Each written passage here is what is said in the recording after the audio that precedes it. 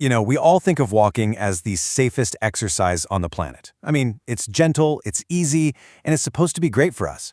But what if I told you that for millions of people, especially as we get older, that daily walk could actually be a hidden source of damage? Yeah, sounds crazy, right? Let's find out what's going on. So get this. This quote is from an actual bone surgeon, and it really stops you in your tracks. He treated an elderly patient whose foot bone just cracked. Not from a big fall, not from some accident, but just from walking. It was the slow, steady effect of their daily routine, and it's a pattern this surgeon says he's seeing more and more. Wow. So that really brings us to the big question here, doesn't it? How on earth can an activity we're all told is so good for our health, something as simple as walking, actually be causing harm? Okay, let's just be super clear about something. Walking is fantastic. It really is. It's free, you can do it anywhere, and you don't need a fancy gym membership. There's a reason it's considered the perfect exercise. But it's that very gentleness that can sometimes hide a really surprising danger. Most of us have this idea that any walking is good walking. The more steps, the better, right? Well, it turns out it's a little more complicated than that. The reality is the wrong kind of walking can actually speed up damage. The surgeon from our source material had this great way of explaining it. He said to think of an old building with a weak foundation. Applying the wrong kind of stress doesn't make it stronger, it just makes it collapse faster. So why does this happen? And why are older adults, in particular, so much more vulnerable? Well, the answer is hiding inside our bones, in these silent, totally natural changes that happen over time. See, our bones aren't just dead pieces of calcium. They are living, breathing tissue that's always changing. When we're young, up into our 30s, we're building bone way faster than we're losing it. But then, right around age 40, the script completely flips. The breakdown process starts to win, and our bone density slowly, quietly begins to drop. Now, this gradual loss of bone can lead to something called osteoporosis, and it has a nickname that's pretty chilling, the silent disease. It's when your bones become porous, almost like a sponge, making them incredibly fragile. And the real danger is right there in the name. It's silent. There are no symptoms, no warning signs, until a bone suddenly breaks from something minor. And if you're thinking, well, how common is this really? The numbers they're just startling. After the age of 50, 1 in every 3 women and 1 in every 5 men will have a bone fracture because of osteoporosis. I mean, let that sink in. This isn't some rare condition, it's a major health issue that's just hiding in plain sight. Okay, so we've got this underlying problem of silent bone weakness. Now let's tie that back to our daily walk. There are 2 main ways that this simple, healthy act can turn from helpful to harmful. First, let's talk about the direct impact on your bones. For young, strong bones, the impact from walking is a good thing. It actually stimulates them to get stronger. But for a bone that's been weakened by osteoporosis, each step is like a tiny hammer hitting it.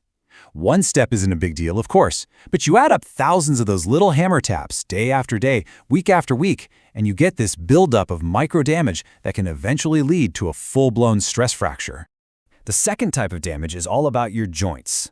Think of the cartilage in your knees and hips like the tires on your car. As you get older, the tread naturally gets a little thinner. Now, if you're walking with the wrong form or for too long, it's like driving that worn-out tire on a really bumpy road.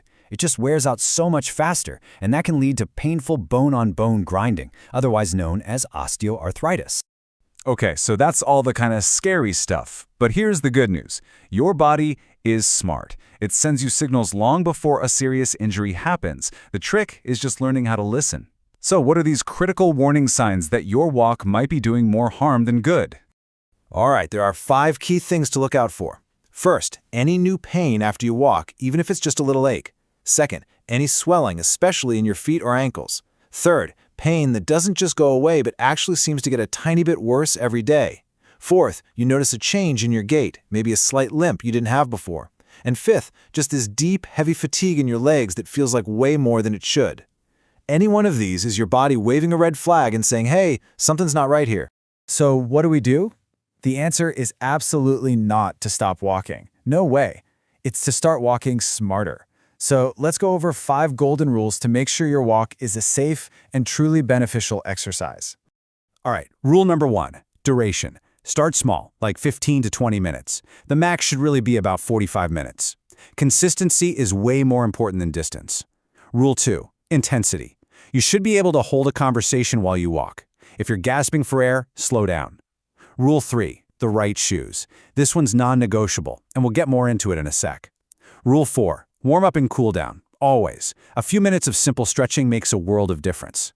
And finally, Rule 5, the most important one of all. Listen to your body. Pain is a signal to stop, period. It's not a challenge to push through. Let's really drill down on shoes for a second, because this is where a lot of us mess up. Your flip-flops, your sandals, those old sneakers with the soles worn flat, they are not your friends on a walk. You need a proper shoe with good cushioning to absorb the shock, a non-slip sole for stability, and a fit that's just right. Not too tight, not too loose. It's honestly one of the best investments you can make in your bone health. And hey, here's a quick bonus tip for you. Think about where you're walking. Softer surfaces, like a grassy field or a dirt path in a park, are so much kinder to your joints. If you can, try to swap out some of those walks on hard concrete or asphalt for these more forgiving surfaces. Your knees will thank you. So the main takeaway here is really simple. Walking is and always will be one of the best exercises you can possibly do. But it's a powerful tool, and like any tool, you have to use it the right way. When you follow these rules, walking becomes a true friend to your bones and your joints, not a silent enemy. So we've covered the science, the warning signs, and the simple rules to stay safe. The only thing left to do is ask yourself, now that you know all this, what's one small change you're going to make on your walk tomorrow?